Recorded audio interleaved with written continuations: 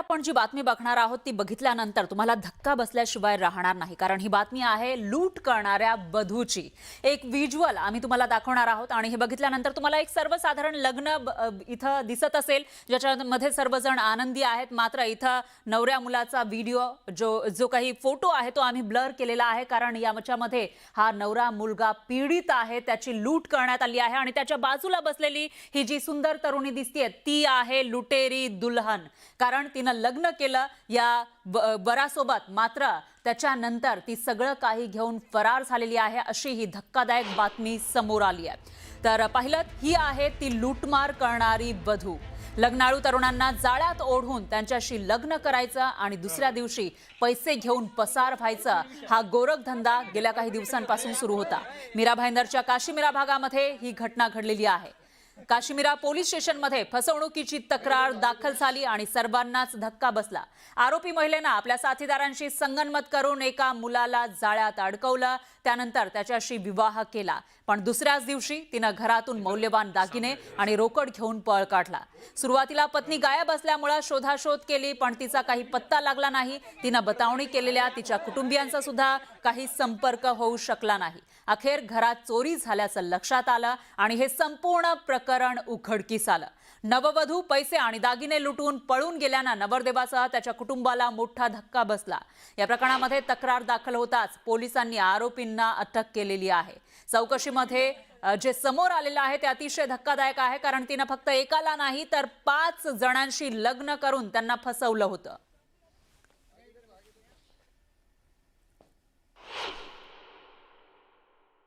आरोपी महिला व तिचे जे कथित वडील आहेत केसरीमल रांका, राहणार देवळाली, नाशिक, या दोघांना अटक केलेली आहे।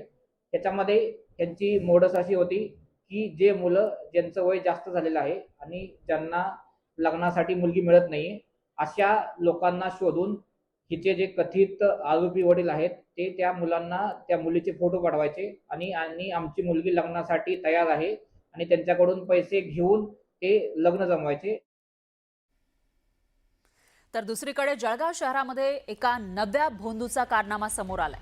अघोरी विद्या करणी आणि गुप्त धनाच्या नावाखाली या भोंदूनं एका महिला ग्राफिक्स डिझायनरची तब्बल 11 ते 12 लाखांची फसवणूक केल्याचा धक्कादायक प्रकार समोर आला आहे। या प्रकरणी भोंदू ललित पाटील आणि त्याची पोलीस कर्मचारी असलेली पत्नी महिमा उर्फ मनोरमा पाटील यांच्या विरोधामध्ये 2022 मध्ये गुन्हा दाखल करण्यात आला होता, मात्र 3.5 ते 4 वर्ष उलटून सुद्धा दोन्ही आरोपी अजूनही फरारच आहेत। पीडित महिलेनं जळगाव पोलीस अधीक्षकांची भेट घेऊन आरोपींना शोधून तिचे पैसे परत मिळवून देण्याची विनंती केली आहे। आरोपी महिला पोलीस कर्मचारी असल्यानं तपासात दिरंगाई होत असल्याचा आरोप पीडितेनं केलाय। एकीकडे अशोक खरातचं प्रकरण गाजत असताना दुसरीकडे जळगावमध्ये सुद्धा असाच एक भोंदू समोर आला आहे आणि याच्यामध्ये मुख्य म्हणजे त्याची जी पत्नी होती ती पोलीस कर्मचारी असल्यामुळे 4 वर्ष झाले तक्रार देऊन तरी सुद्धा त्यांच्यावर कारवाई म्हणण्यापेक्षा हे दोघेही अजूनही फरार असल्याचं कळत आहे आणि त्याच्यामुळेच त्याची पत्नी, या भोंदूची पत्नी पोलीस असल्यानंच इथं तपासामध्ये दिरंगाई केली जात असल्याचा आरोप होतोय।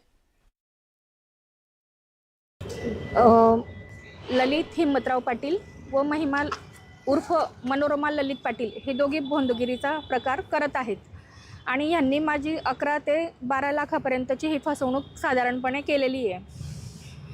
तुमची आणि कशी भेट झालेली आहे? आणि भेट माझी तिच्याशी अशी झालेली होती की ती कॉलेजला असताना माझी वर्गमैत्रीण होती आणि त्या माध्यमातून तिची आणि माझा संपर्क हा होता आणि जळगावमध्येच ती स्थायिक असल्यामुळे तिचे आई वडीलही जळगावचेच आणि त्याचेही आई वडील जळगावचेच असल्यामुळे आमची परिचय आणि ओळख ही होती। केरला फाइल्स हा सिनेमा तुम्ही बघितला असेल तर अगदी तसंच प्रकरण नाशिक मध्ये सुद्धा घडल्याचं दिसून येते। नाशिक फाइल्सची धक्कादायक अशी स्क्रिप्ट कॉर्पोरेट जिहाद मधील आरोपींनी तयार केली होती। कॉर्पोरेट जिहादच्या नाशिक फाइल्सचे धागेदोरे थेट मलेशियापर्यंत पोहोचले। मलेशिया कनेक्शनमुळे तपासाची दिशाच बदलून गेली आहे। तरुणींना जाळ्यात ओढून त्यांचं शोषण करत धर्मांतर करून त्यांना मलेशियामध्ये पाठवण्याचा कट रचण्यात आला होता। मागील 4 वर्षांपासून कंपनीमधील तरुणींना टार्गेट केलं जात होतं। कंपनीतील मुलींना मैत्री किंवा प्रेमाच्या जाळ्यात ओढून हे फसवणुकीचं रॅकेट सुरू होतं।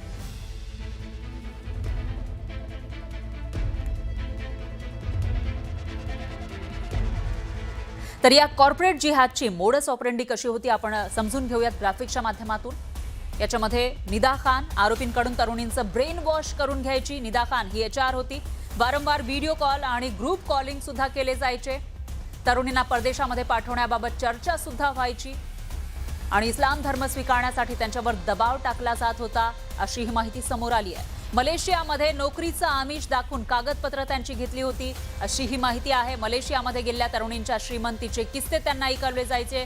मलेशियातील महिलांच्या मदतीनं हे रॅकेट चालवलं जात असल्याचा संशय आहे। तर मलेशियामध्ये तरुणींना विकण्याचा या सगळ्यांचा कट होता। देह विक्री, बेकायदेशीर कामांसाठी पीडितांचा वापर केला जात असल्याचं कळत आहे आणि अशा पद्धतीनं ही कॉर्पोरेट जिहादची जी मोडस ऑपरेंडी आहे ती आता समोर येऊ लागली आहे।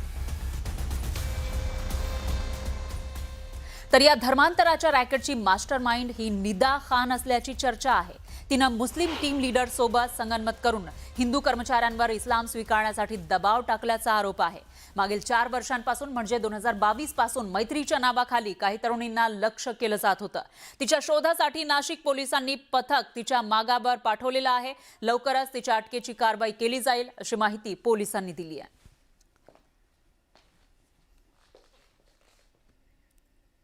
तर ही निदा खान नेमकी कोण आहे ते आपण समजून घेऊयात ग्राफिक्सच्या माध्यमातून। याच्यामध्ये नाशिकच्या IT कंपनीमध्ये HR मॅनेजर, ज्या कंपनीतलं हे प्रकरण आहे त्या कंपनीमध्ये ती HR मॅनेजर आहे आणि पुण्याशी संबंधित ती आहे। नाशिक युनिटमध्ये ती कर्मचारी म्हणून काम करायची।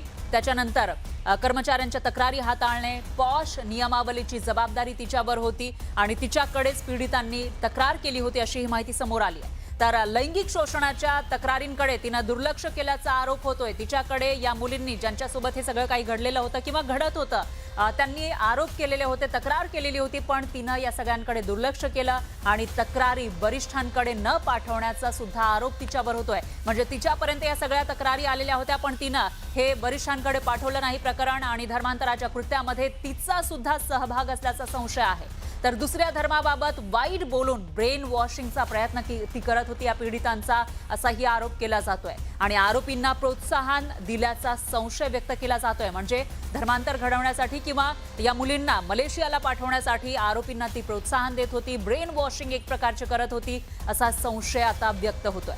दरम्यान हे प्रकरण उघडकीस येण्याच्या भीतीनं मुंबईमध्ये बदली करून घेतली होती, अशी ही माहिती समोर आलेली आहे आणि आणखी एका तरुणींना मदत केल्याची सुद्धा शक्यता वर्तवली जाते। त्यामुळे आता ही दुसरी तरुणी नेमकी कोण जिनं तिला मदत केली होती, असा सवाल या ठिकाणी उपस्थित होतोय। दरम्यान धर्मांतर प्रकरणातील मुख्य आरोपी सुद्धा तीच असण्याची शक्यता आहे। त्यामुळे आता ही निदा खान जी या प्रकरणातली एक महत्त्वाची दुवा आहे, ती नेमकी कुठे आहे, कधी सापडणार, असा सवाल या ठिकाणी उपस्थित होतो।